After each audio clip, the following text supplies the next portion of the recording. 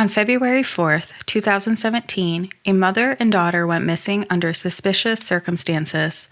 Both went missing from their home on the same day, but at different times.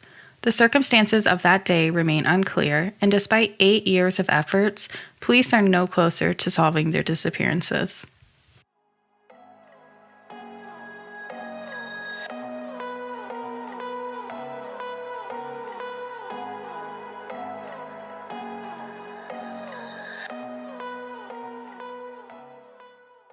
Welcome to Without a Trace. I'm your host, Jalyn. Every file holds a mystery. Every story deserves to be heard. This is Joanna and Shariece's story. Shariece Clark was just 15 years old when she disappeared.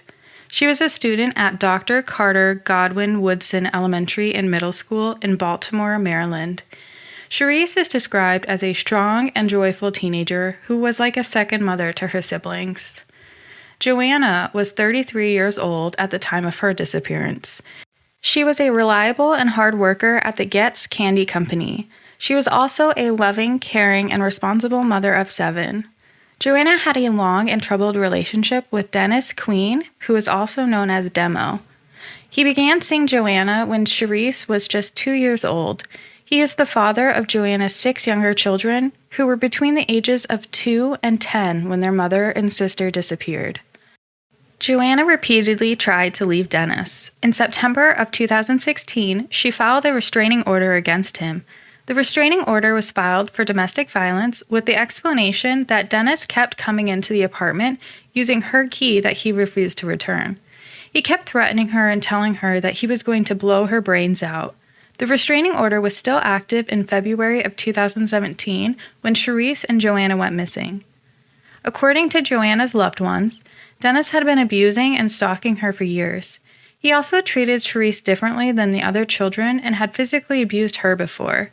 Shariece deeply disliked Dennis, and she never wanted to be in the house with him if her mother wasn't there. She had also begun spending the night in her mother's room. About a week before Shariece and Joanna disappeared, Dennis made sexual advances towards Shariece, and she told her mother. Joanna told Dennis to leave and said she would put all of his belongings out on the street by February 4th. This was the last day that she and Shariece were seen. Despite the active restraining order, Joanna had Dennis back in the house to watch their children while she was at work. Dennis was unable to hold a job for very long and was frequently unemployed. However, on February 4th, 2017, he was employed. Shariece spent the Saturday morning babysitting her younger siblings at the family's residence in the Cherry Hill neighborhood.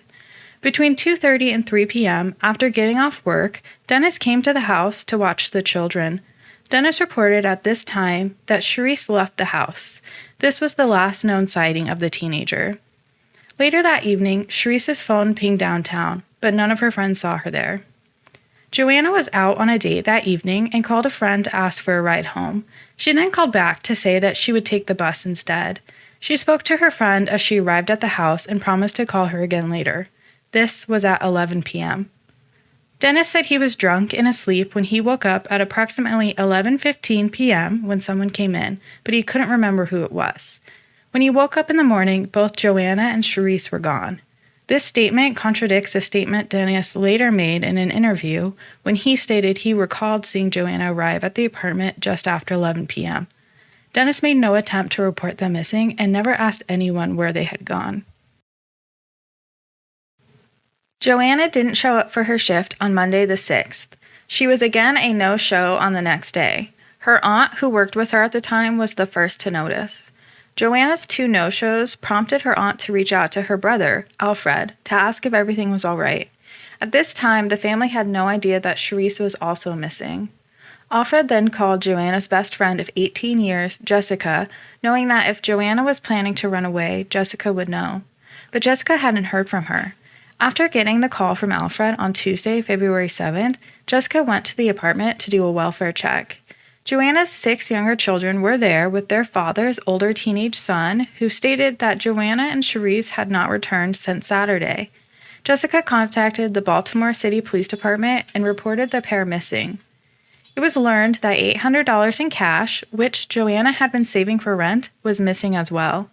Joanna and Shariece were both active on social media, but there hadn't been any activity on their accounts and their cell phones had been turned off. Sharice's last public post on Facebook was made on February 4th at 12:23 p.m., just hours before she would go missing. Authorities canvassed the area for signs of the young ladies, but it turned up few results. Family members were immediately worried because it was completely uncharacteristic for Joanna to abandon her children, and Shariece had no history of running away. The Baltimore City Police confirmed that both did not have a history of running away or other run-ins with law enforcement. Authorities were puzzled by what had happened, and while they did not have signs that a crime had occurred, they did have suspicions that foul play could be involved. Law enforcement explained their suspicions were raised as Joanna has never left her children for an extended period of time, nor has Shariece gone missing before. In addition, both ladies went missing from their home, but at separate times. Authorities believe the answers lie within some friends and confidants and asked anyone with information to come forward. Joanna's younger children were placed in foster care after their mother's disappearance. They have been interviewed and have been in therapy, but none of them have provided any useful information. Dennis's brother took a lie detector test regarding the women's disappearances, and the result was inconclusive. Dennis has refused to take a lie detector test. The police have not named anyone as a suspect or person of interest in the disappearances. Friends and family believe that Dennis knows what happened. They point to the couple's turbulent past, but he vehemently denies the accusations and says he feels that the investigators are not doing enough to solve this case. Joanna and Sharice's family are heartbroken over the disappearances of their loved ones. Margaret, Joanna's mother and Sharice's grandmother, has worked with organizations to help generate leads on her family's whereabouts, but not much has come in.